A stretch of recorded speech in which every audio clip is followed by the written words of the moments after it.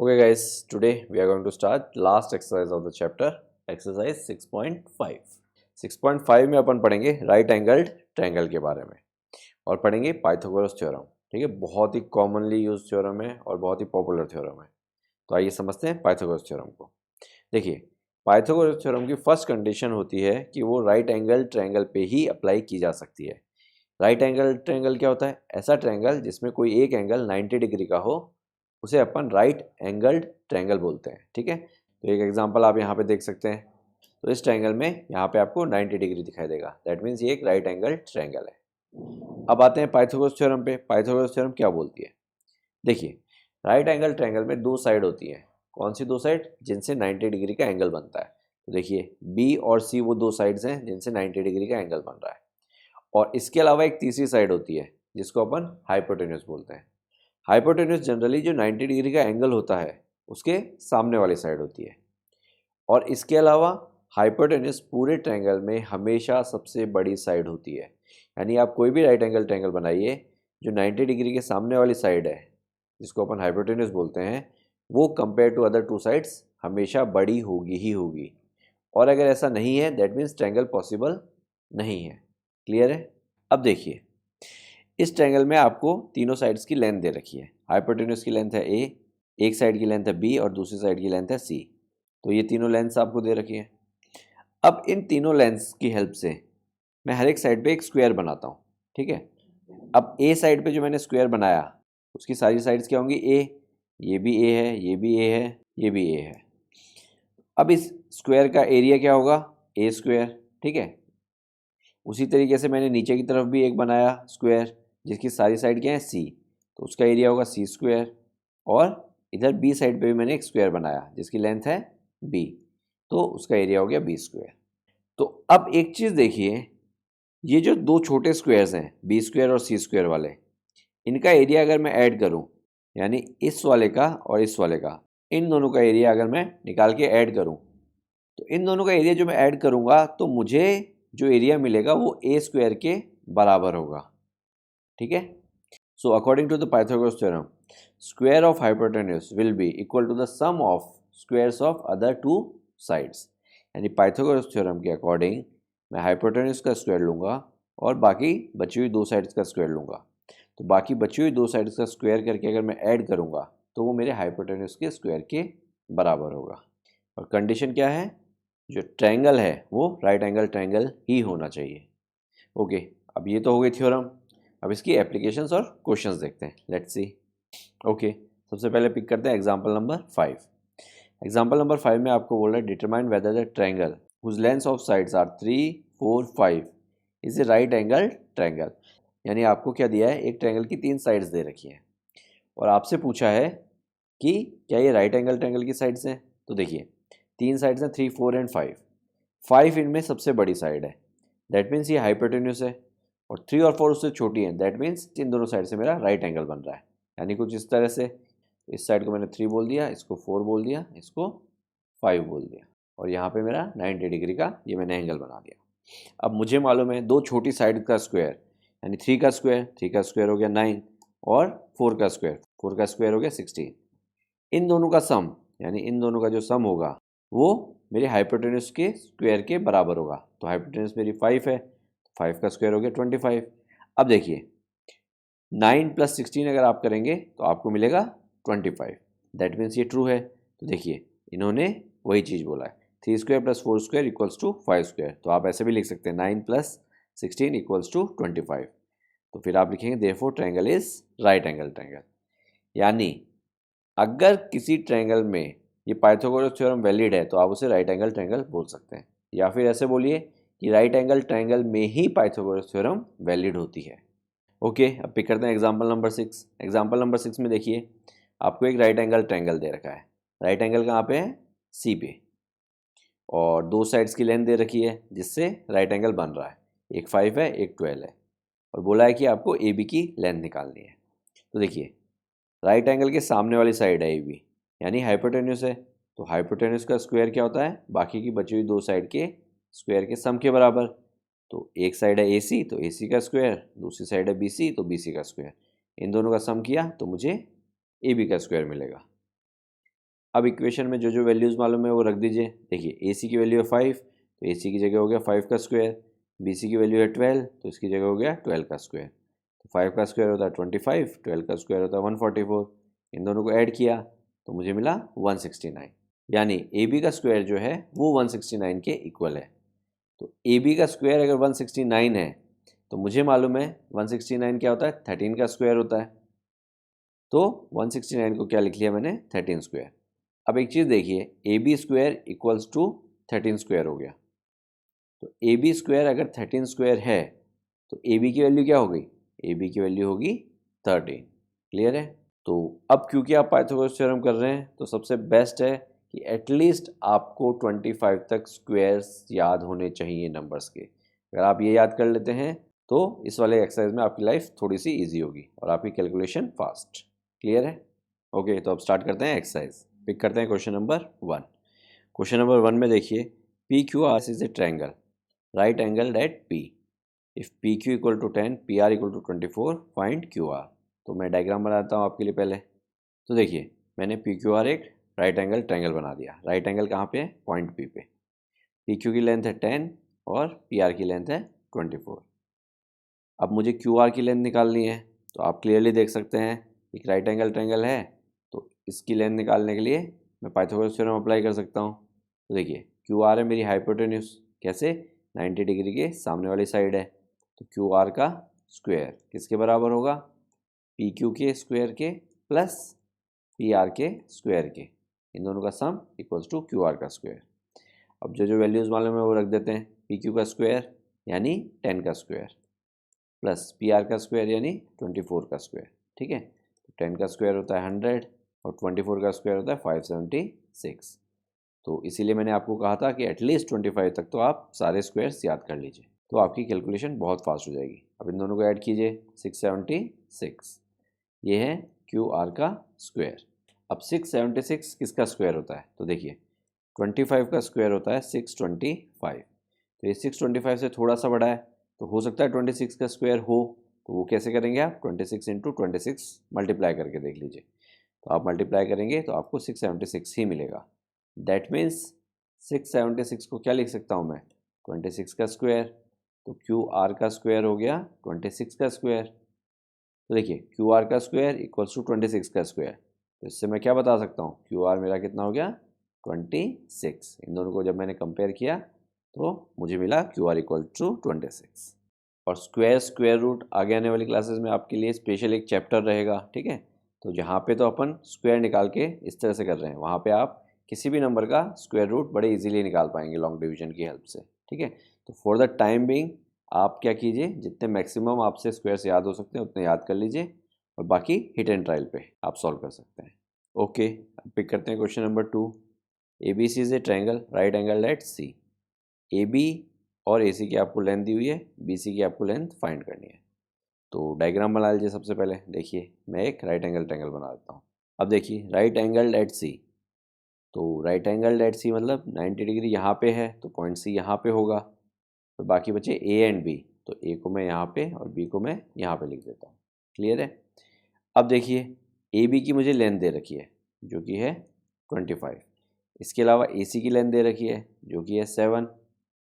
अब A B क्या है, ए बी एक्चुअली में हाइपोटेन्यूस है राइट एंगल ट्रायंगल के सामने वाली साइड, यानी ए बी का स्क्वायर क्या होगा, ए सी का स्क्वायर प्लस बी सी का स्क्वायर। और क्वेश्चन में मुझे बी सी की लेंथ फाइंड करनी है। तो अब जो जो वैल्यूज़ मालूम है वो वैल्यूज़ रख दीजिए। देखिए, ए बी की मालूम है तो ये हो गया 25 का स्क्वायर इक्वल्स टू, ए सी की भी मालूम है तो ये हो गया 7 का स्क्वायर प्लस बी सी का स्क्वायर, क्योंकि बी सी की वैल्यू मुझे मालूम नहीं है। अब देखिए, 25 का स्क्वायर होता है 625, 7 का स्क्वायर होता है 49 प्लस बी सी का स्क्वायर। अब 49 उस तरफ जाएगा, 625 में से माइनस होगा, यानी 625 minus 49 equals to B C का स्क्वायर। जब इसको आप सब्ट्रैक्ट करेंगे तो आपको मिलेगा 576 इक्वल्स टू बी सी का स्क्वायर। अब अगर आपको 25 तक स्क्वायर्स याद हैं तो आप डायरेक्टली लिख सकते हैं 24 का square equals to B C का स्क्वायर। तो एक नंबर का स्क्वायर यानी 24 का स्क्वायर अगर बी सी के स्क्वायर के इक्वल है, दैट मीन्स 24 और बी सी इक्वल है। तो इससे मैं क्या लिखूँगा, BC इक्वल्स टू 24। क्लियर है। और अगर स्क्वायर्स याद नहीं है तो आपको हिट एंड ट्रायल करना पड़ेगा। कैसे कि मोटे मोटे स्क्वायर्स तो आप याद हैं। कैसे, देखिए 20 का स्क्वायर बड़ा इजी होता है, 20 इंटू 20 400 होता है। तो 400 से ज़्यादा है, दैट मीन्स 20 के ऊपर वाले नंबर्स आप ट्राई करेंगे। और 25 का स्क्वायर होता है 625, तो ये 625 से छोटा है कौन, 576। और 400 से ज़्यादा है, तो 400 का स्क्वायर रूट होता है 20 और 625 का स्क्वायर रूट होता है 25। तो 576 जो है 400 और 625 के बीच में लाई करता है, उसका स्क्वायर रूट 20 और 25 के बीच में लाई करेगा। तो आप एक एक नंबर ट्राई कर सकते हैं। और ज़्यादा इजी करना है तो देखिए 576 625 के ज़्यादा क्लोज है कंपेयर टू 400, तो आप 25 के क्लोज नंबर्स ट्राई कीजिए, यानी 23 ट्राई कर लीजिए या फिर 24 ट्राई कर लीजिए। ठीक है। और एक और अगर हिंट दूँ तो देखिए लास्ट में 6 आ रहा है, 23 का स्क्वायर करेंगे तो 3 इंटू 3 9, तो लास्ट में 9 आएगा। 24 का स्क्वायर करेंगे तो 4 इंटू 4 6, लास्ट में यहाँ पे भी 6 आ रहा है, उसमें भी 6 आएगा। तो इस तरह से आप थोड़ा सा कैलकुलेशंस को फास्ट कर सकते हैं। ठीक है, मैं वापस एक बार समझा देता हूँ। ठीक है, कैलकुलेशंस किस तरह से फास्ट की जाएगी अगर आपको स्क्वायर्स नहीं मालूम है तो। मोटे मोटे नंबर्स के स्क्वायर्स आप याद कर लीजिए, जैसे 5 का, 10 का, 15 का, 20 का, 25 का, 30 का, 35 का। अब अगर मुझे वो याद है तो देखिए मैं यहाँ पे लिख देता हूँ। 5 का हो गया 25, तो यहाँ पे 5 लिख दिया। फिर 10 का हो गया 100, तो इधर 10 लिख दिया।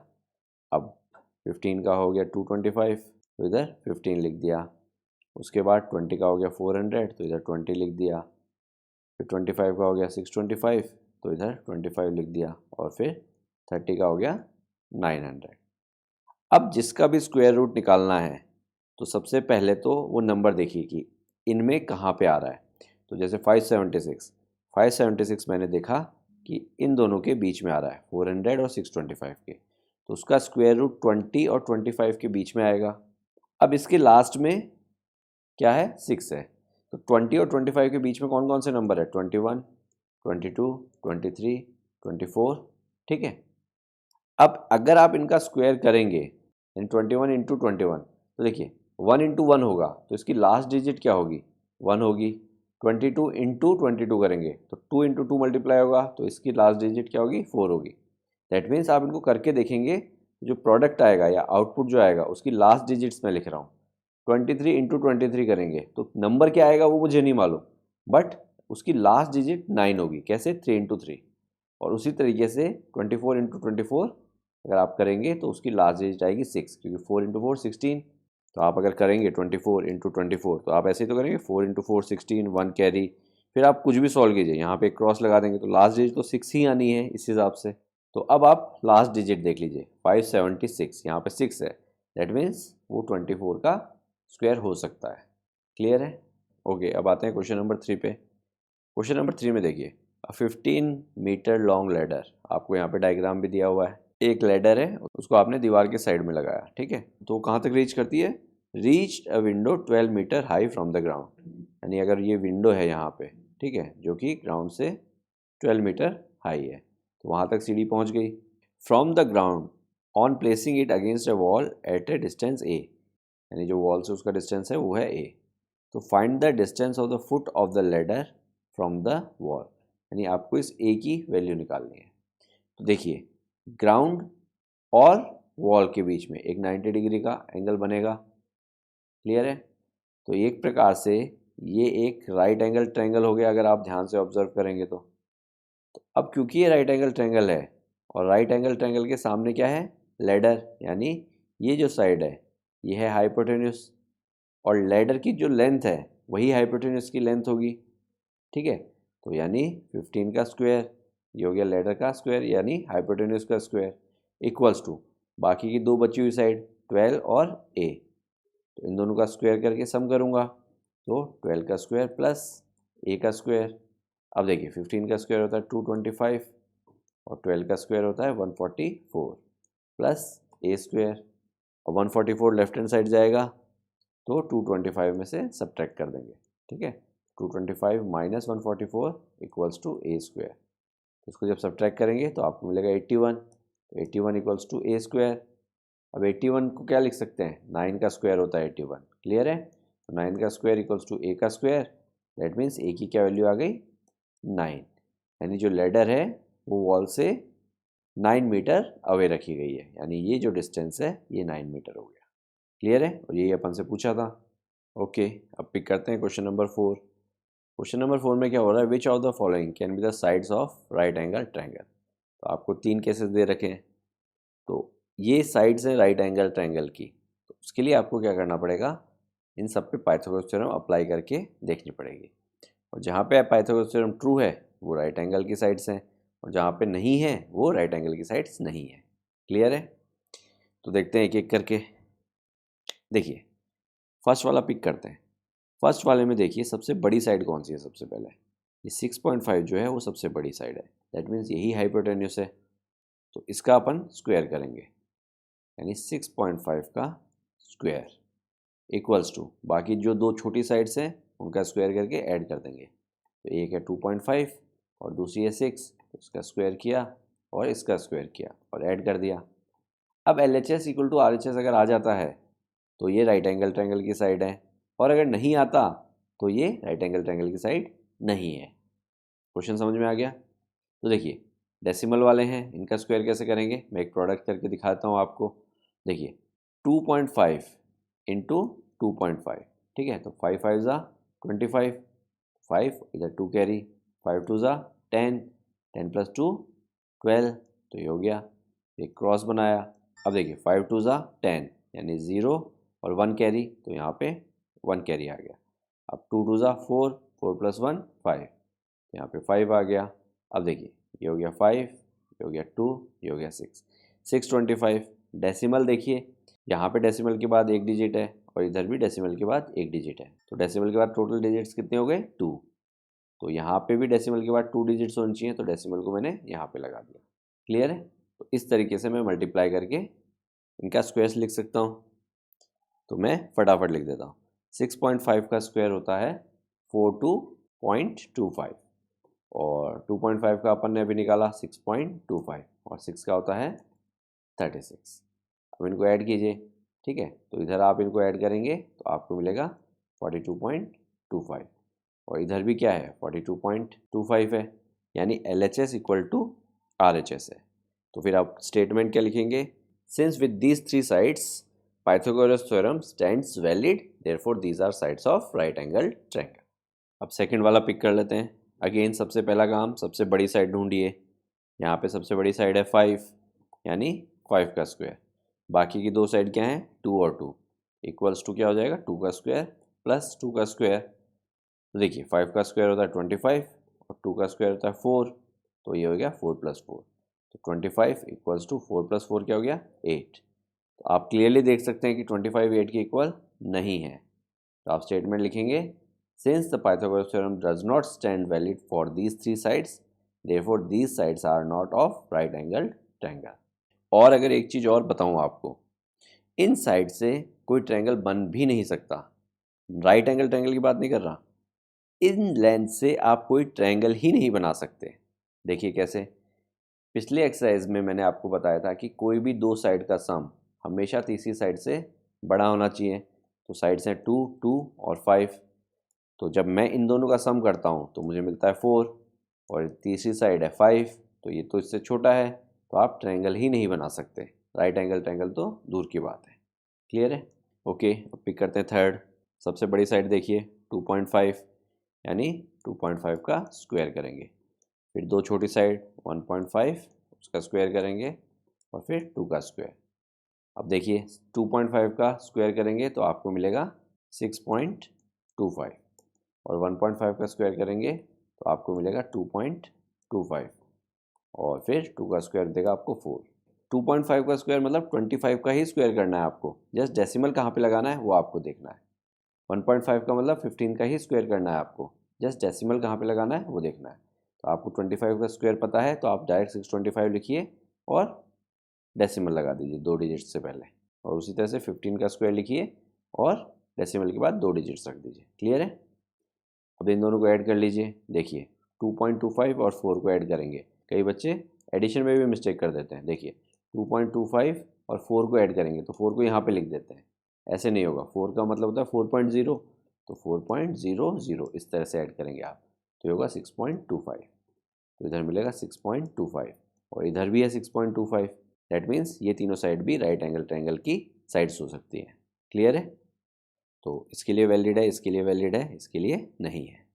ओके, अब पिक करते हैं question number 5। A tree is broken at a height of 5 metre from the ground and its top touches the ground at a distance 12 metre from the base of the tree, find the original height of the tree. तो देखिए question को ध्यान से समझिए, ये मेरा एक पेड़ है बेसिकली, ठीक है, इस तरह से, जो कि इस तरह से ग्राउंड पे खड़ा हुआ है। अब हुआ क्या कि आंधी आई, तूफान आई या वट एवर द रीज़न, ये पेड़ टूट गया बीच में से, यानी कहाँ से, लेट सपोज यहाँ से टूटा, तो ये जहाँ से टूटा वो ग्राउंड से 5 मीटर ऊपर था। अब जब ये टूटा तो ये ग्राउंड पे गिरेगा, जब ये ग्राउंड पे गिरा तो ये कुछ इस तरह से ग्राउंड पे गिरा। अब जहाँ पे इसने ग्राउंड को टच किया वो ट्री के बेस से 12 मीटर दूरी पे था, यानी ये जो डिस्टेंस है ये 12 मीटर है।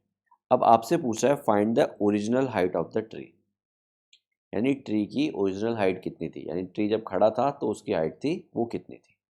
तो देखिए ट्री की हाइट, जो टोटल हाइट थी वो यहाँ से लेके यहाँ तक प्लस ये यहाँ से लेके यहाँ तक, ये तो मुझे मालूम है 5 है। ये वाला अगर मुझे मालूम चल जाए, इसको मैं x मान लेता हूँ, x और 5 को मैं ऐड कर दूंगा तो यही मेरी ट्री की टोटल हाइट होगी, ठीक है। अब ये जो x है ये वाला पार्ट ही गिरा है, यानी यहाँ से लेके यहाँ तक ये जो पोर्शन होगा ये भी x होगा। जब ट्री गिरा है यहाँ से टूट के तो इतना पोर्शन नीचे आ गया, तो ये x है तो ये भी x होगा। आप प्रैक्टिकली बड़े इजीली इसको सोच के देख सकते हैं। अब आप ऑब्जर्व कीजिए यहाँ पे कि ये जो शेप है ये एक राइट एंगल ट्रायंगल की शेप है, ये एक राइट एंगल ट्रायंगल की शेप है।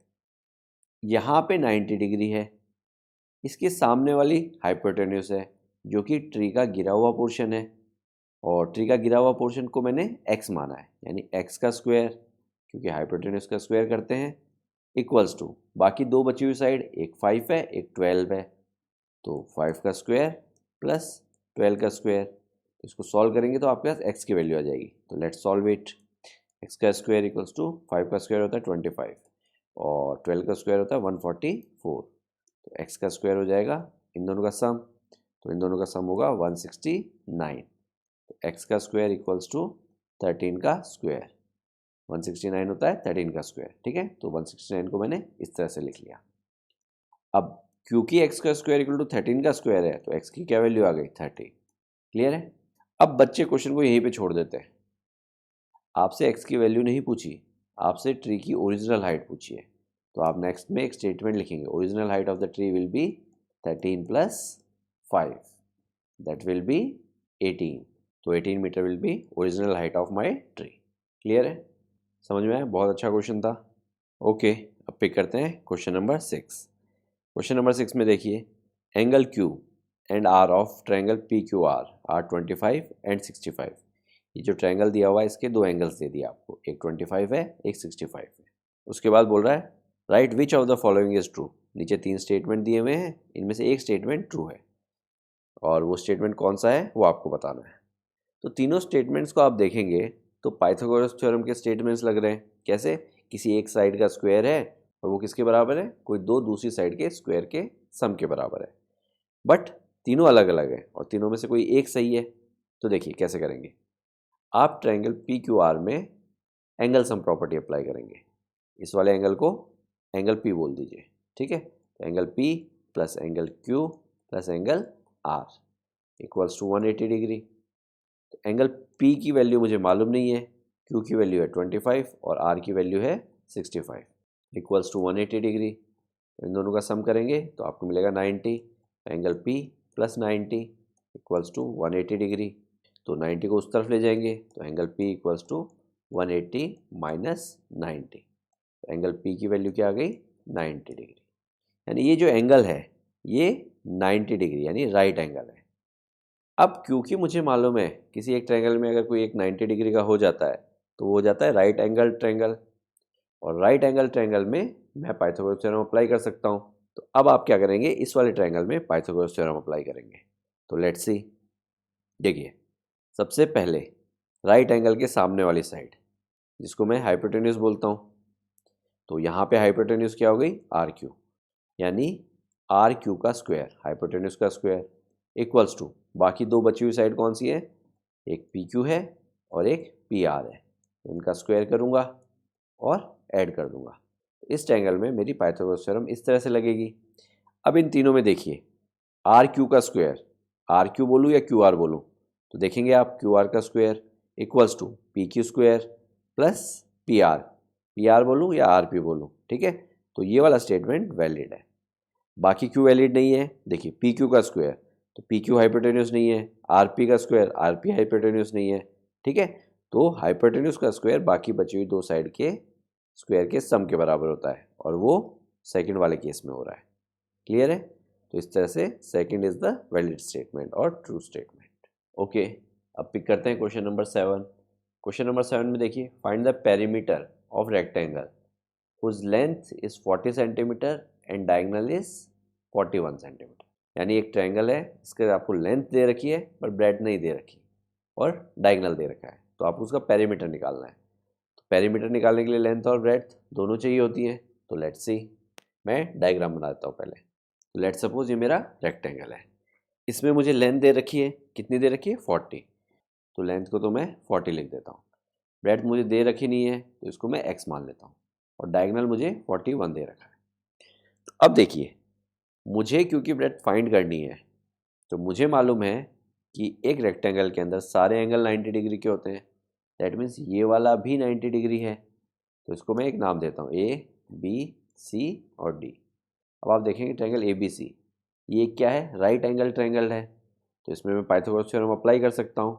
देखिए सबसे बड़ी साइड यानी 90 के सामने वाली साइड जो कि है 41, और मेरा डायगोनल है जो कि, तो डायगोनल का स्क्वायर यानी ए सी का square equals to B C का स्क्वायर प्लस ए बी का स्क्वायर। अब जो वैल्यूज़ मालूम है वो वैल्यूज़ रख दीजिए, ए सी यानी 41 का स्क्वायर प्लस बी सी की वैल्यू मुझे मालूम नहीं है, तो बी सी स्क्वायर ही रहने देता हूँ, प्लस ए बी का स्क्वायर यानी 40 का स्क्वायर। तो अब आप इसको सॉल्व कीजिए, तो देखिए 41 का जब आप स्क्वायर करेंगे तो आपको मिलेगा 1681 इक्वल्स टू बी सी का स्क्वायर, और 40 का जब आप स्क्वायर करेंगे तो आपको मिलेगा 1600। अब नेक्स्ट स्टेप में 1600 लेफ्ट हैंड साइड जाएगा, यानी 1681 minus 1600 equals to B C का स्क्वायर, तो इसको सब्ट्रैक्ट करेंगे तो आपको मिलेगा 81, 81 इक्वल्स टू बी सी का स्क्वायर। तो 81 क्या होता है, 9 का स्क्वायर, तो बी सी का स्क्वायर इक्वल्स टू 9 का स्क्वायर। तो इससे बी सी की क्या वैल्यू आ गई मेरे पास, बी सी विल बी 9, ठीक है। यानी ये जो है लेंथ 9 है। अब मुझे लेंथ भी मालूम है, ब्रेड्थ भी मालूम है, तो मैं पेरीमीटर बड़े इजीली निकाल सकता हूँ। पेरीमीटर क्या होता है, 2 L plus B, just values रखनी है, 2 लेंथ है 40 और ब्रेड्थ है 9। तो देखिए 40 प्लस 9 49, तो 2 इंटू 49, तो ये हो जाएगा 98। तो मेरा पेरीमीटर हो गया 98 सेंटीमीटर। क्लियर है। ओके, अब पिक करते हैं last question, question number 8। Diagonals of rhombus, आपको रोम्बस के डायगोनल्स दे रखे हैं 16 और 30, आपको उस रोम्बस का पेरीमीटर फाइंड करना है, ठीक है। तो लेट्स सी। ओके, तो एक रोम्बस बनाया मैंने, उसके डायगोनल्स बना दिए। अब डायगोनल्स की मुझे लेंथ दे रखी है 16 और 30। तो ये क्वेश्चन आप तभी कर पाएंगे जब आपको डायगोनल्स की ये वाली प्रॉपर्टी पता होगी। कौन सी, diagonals of a rhombus bisect each other at 90 degree. यानी जो रोम्बस के डायगोनल्स होते हैं वो एक दूसरे को बाइसेक्ट करते हैं, मतलब दो इक्वल पार्ट्स में डिवाइड करते हैं और एक दूसरे को 90 डिग्री पे मीट करते हैं। यानी ये जो एंगल है ये हो गया 90 डिग्री, और ये वाला पोर्शन इस वाले पोर्शन के इक्वल होगा, और ये वाला पोर्शन इस वाले पोर्शन के इक्वल होगा, ठीक है। तो अब एक चीज़ बताइए, अगर मैं बी डी डायगोनल को 30 बोलता हूँ और ए सी डायगोनल को मैं 16 बोलता हूँ, तो ये दो इक्वल पार्ट्स में डिवाइड होगा। देखिए 8 ये हो जाएगा, 8 ये हो जाएगा, 15 ये हो जाएगा, 15 ये हो जाएगा, क्योंकि पूरा बी डी क्या है 30, तो 15 15, पूरा ए सी क्या है 16, तो 8 8। इस पॉइंट को मैं पॉइंट ओ नाम देता हूँ। तो ये जो मैंने बोला है ये आपको प्रॉपर स्टेटमेंट्स लिखने हैं क्वेश्चन सॉल्व करते टाइम।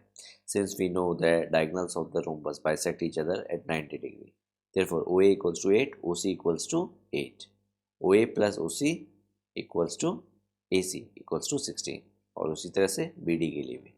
अब उसके बाद अपन क्या करेंगे, इसमें से कोई एक ट्रायंगल पिक करेंगे, ठीक है। लेट सपोज ये जो मैंने ग्रीन कलर से शेड किया है, ये वाला ट्रायंगल मैं पिक करता हूँ, उसको मैं अलग से बना लेता हूँ। तो देखिए इस फिगर में से मैंने ये ट्रायंगल अलग से यहाँ पे बाहर बना लिया। ये है AB, ये है O, ये है 8, ये है 15, और यहाँ पे है 90 डिग्री। अब मैं क्या कर सकता हूँ, इसमें पाइथागोरस थ्योरम अप्लाई कर सकता हूँ।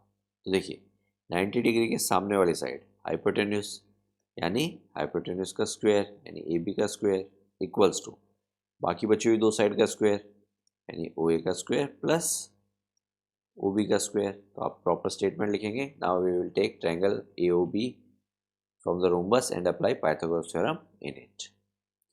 अब वैल्यूज रिप्लेस कर दीजिए। देखिए AB की वैल्यू तो मुझे मालूम नहीं है, बट OA एंड OB की वैल्यू मुझे मालूम है। तो ये हो गया 8 का स्क्वायर प्लस 15 का स्क्वायर।